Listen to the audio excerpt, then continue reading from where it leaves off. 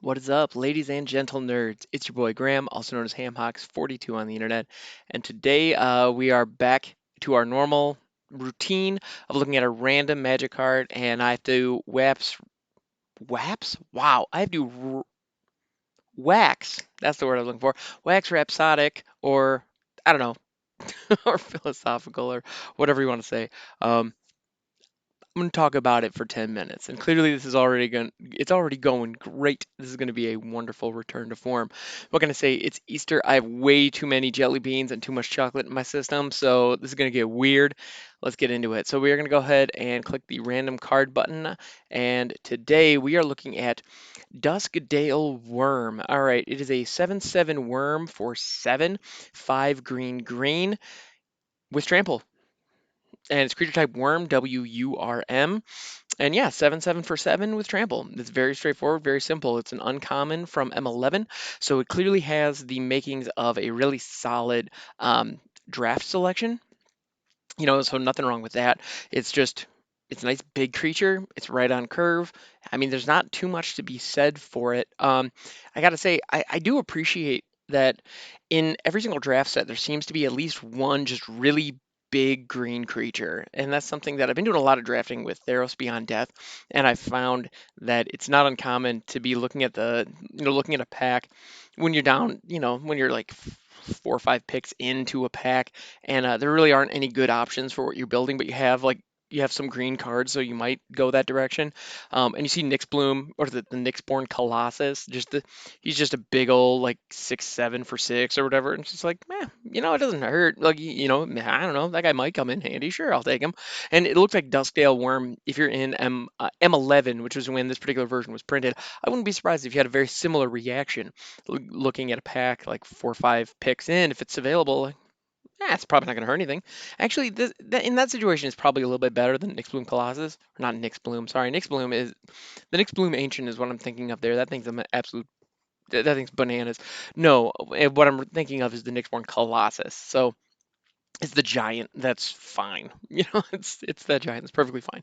Well, Dusty Worm, the fact that it has trample kind of elevates it above that a little bit. So actually, probably a lot. And also looking at it, M11, I know that by today's standards, in limited, this would still be a rock solid selection. Like, there's still nothing wrong with it. It's not a bomb per se, but it can definitely win you the game if you get to 7 mana.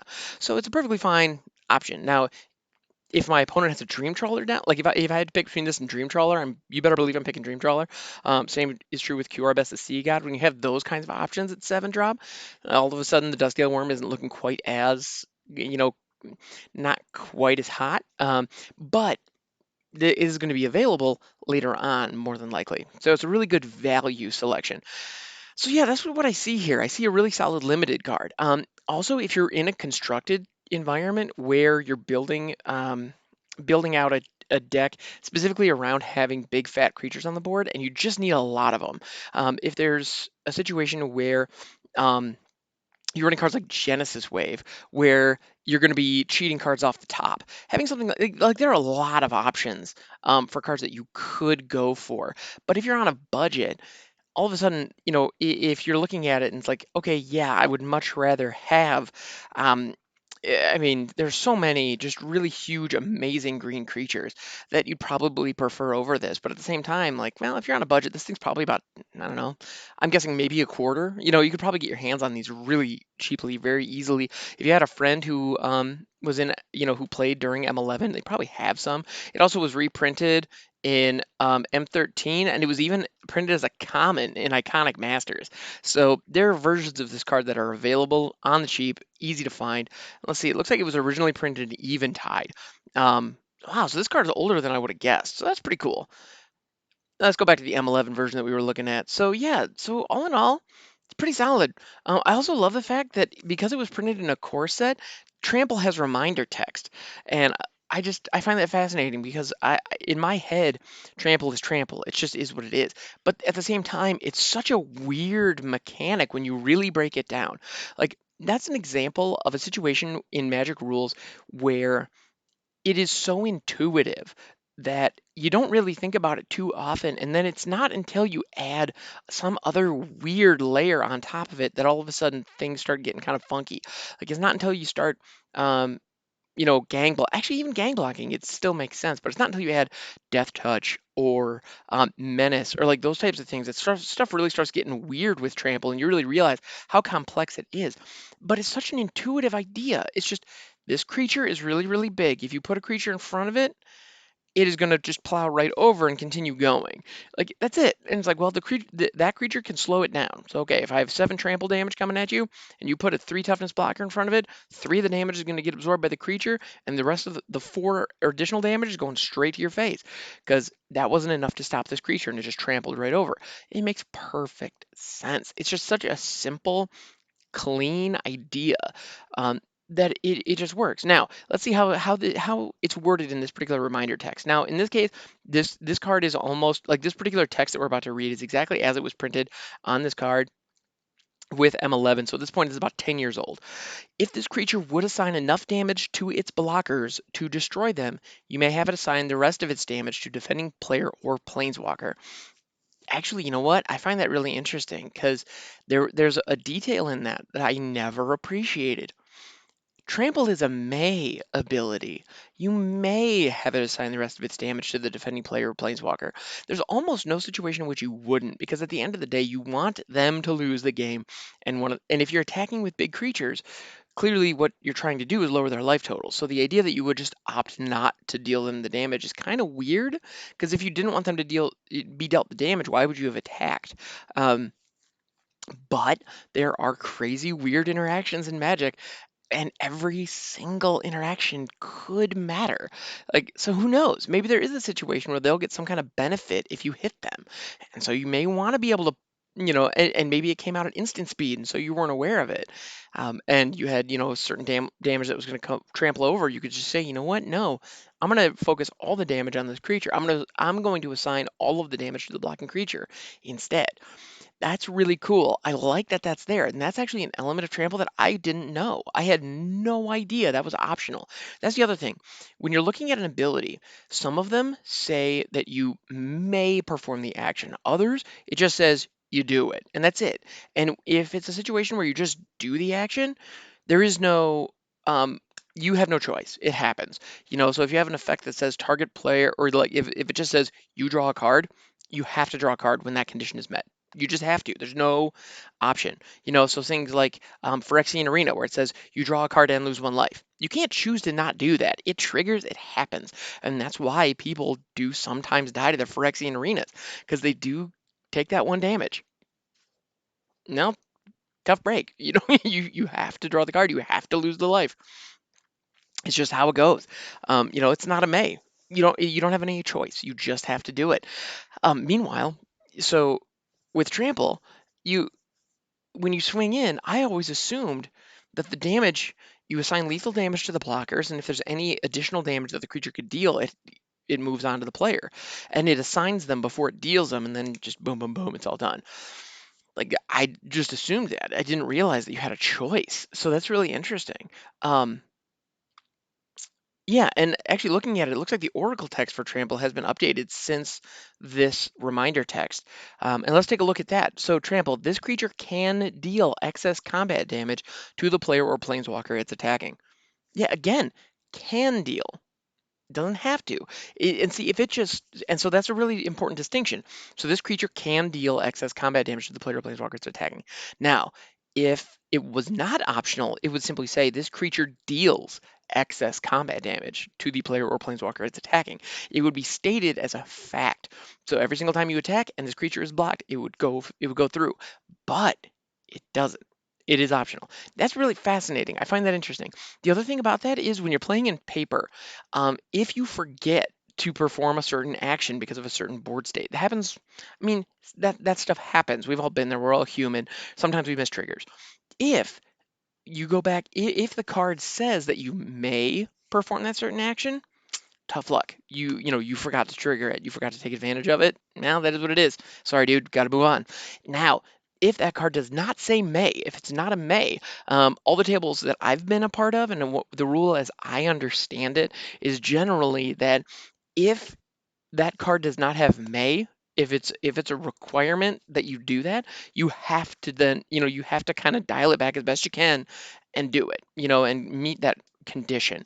And so in situations where it's a negative effect, like if you have to discard your hand at the end of your turn, like with Song of Creation, that new the new one from Ikoria that's out there that I cannot wait to get my hands on, if I'm honest. Um, like those kinds of things, it really sucks because then you realize, like, oh man, you know what? You're right. I forgot to do that on my turn. I guess I'm just gonna discard my hand. All right, well that sucked, but at the same time, I'm not supposed to have it. So okay, cool. You know, and as long as you didn't cast anything, or as long as nobody interacted with your hand, like okay, you're like fine, no harm, no foul. And usually that's one of those situations where in a casual game, it's fine. Nobody really cares. You just kind of go on with your day and just do what you do. In situations where, like, in a more competitive environment, there may be some judge calls and like some other things might come up there. Um, and I got to admit, I don't know the rules well enough on the competitive scene because that has never been my scene. But yeah, May versus Forced is a critical distinction when you're looking at triggered abilities. And in this case, Trample is a triggered ability that triggers, well, and maybe that's not how it is within the actual ruling. I can't. Yeah, I'm sure. Um, really intense rules judges might be able to point to the exact trample ruling, and I get that. I totally respect it. Um, but just at a base level, it functions like a triggered ability that triggers when this creature is blocked, and the blocker is and there will be excess damage assigned to the blocker. That is that's ultimately what it comes down to. So that's kind of cool. It's interesting stuff. I gotta say, I find the nuances of these rules really fascinating. And the more I learn about them, the more lines of play I actually see when I'm playing the game.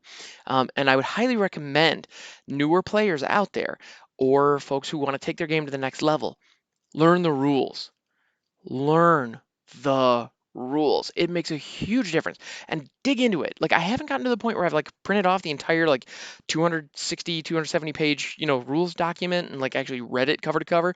I have not done that. I don't know that I ever will. It's a fascinating idea. Actually, who knows? Maybe that's something that I'll do like maybe like live on stream, or maybe as part of this podcast, I'll we'll overthink the rules, or maybe we'll do a series on that. It could be fun, but that's one of those things where I would highly recommend that you find all these little nuances and find out how they work. Like, 'cause there are certain ones like protection. I cannot tell you how many times I've gone up against people on Arena who behave in certain ways because they think that the All Seed of Life's bounty, like, or the God's Willing in their hand, gives them protection from certain effects, specifically board wipes. And they don't, because it just doesn't work that way. But if they don't know that that's how it works, in the case of protection specifically, if a creature has protection from a certain color or a certain converted mana cost or a certain card type, they cannot be blocked by, yeah, let's say colors, for example. Like, so if a creature has protection from red, like let's say we're working with a Cerulean Drake here, the thing has protection from red, can't be targeted by red spells or red effects. It cannot be blocked by red creatures, and it cannot be dealt damage from red sources. So if I try to wipe the board with the Storm's Wrath, the Cerulean Drake is staying right there because I tried dealing 4 damage to it with a red source. None of that went through. Now, if I have um, well, maybe let's say I'm dealing with a white player, and so I have a Storm's Wrath. They give a creature protection from red. Great, like that, then that creature survives because from Storm's Wrath because it's damage. Now, if they give it protection from black in response to my Ritual of Soot, that doesn't freaking matter because that spell is not targeting it. It's not trying to block it in combat. It is not dealing damage to it. It is a destroy effect. Now, destroy effects. Um, Protection doesn't impact that at all, and so it gets swept away like everything else. So that's just one little that's one very visible example of somebody not really knowing how the rules work, and I can't tell you how many times I've seen that. Um, Learn how the rules operate, and I'll tell you right now, with the stuff we're seeing in Ikoria, with the keyword counters and the fact that we are going to be stacking keywords on top of each other and combining them and putting them together in weird, bizarre ways, stuff's gonna get weird. It's gonna get really, really weird really, really fast.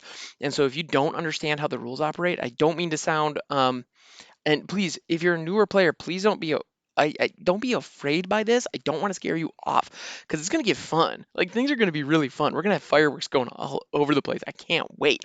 But if you have any like questions on the rules, just reach out to other players. There are a lot of veteran players who love explaining this stuff, and that's ultimately why I'm here.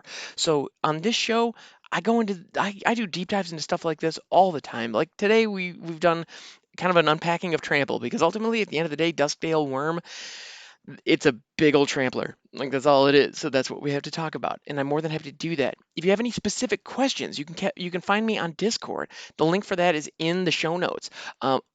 Please don't hesitate to hop out on my server and ask those questions. I'm more than happy to help. There are also a couple of other like just phenomenal guys out there right now who know this game and who would be more than happy to help. It's a really welcoming community. Please come on in. Also, you can find me over on Twitch, twitch.tv/hamhocks42. I go live every morning, 5:30 to 6:30 or 7 o'clock Eastern Time every single weekday. So please don't hesitate to pop on out and also press the follow button while you're over there and see every time I go live. Sometimes I try to go live in the evenings as well. So you can find me. Do not hesitate to pop out and ask me questions. I'm more than happy to answer it. Because if you have a question of how the rules interact, um, you're not the only one who has that. And there's a decent chance I won't know the answer, I'll be honest. But I've learned a lot of this stuff and I'm trying to learn it every single day. So please come out there, ask the questions. Let's have the conversation. I love this stuff. This is phenomenal. So this has been Duskdale Wurm, guys. It's gotten us kind of going on some interesting paths. And at the end of the day, it's just Trample. It's Trample. Because Trample gets weird. Anyway, thanks so much for hanging out. This has been an absolute delight. Um, yeah, this show is available on YouTube as well as anywhere you get your podcasts. So however you are interacting with it, great. Please continue. I appreciate it a lot. Also, if you wouldn't mind adding a comment and letting folks know about it, that would help me out a lot, and I'd really appreciate it. Thank you so much, and I will catch you guys next time.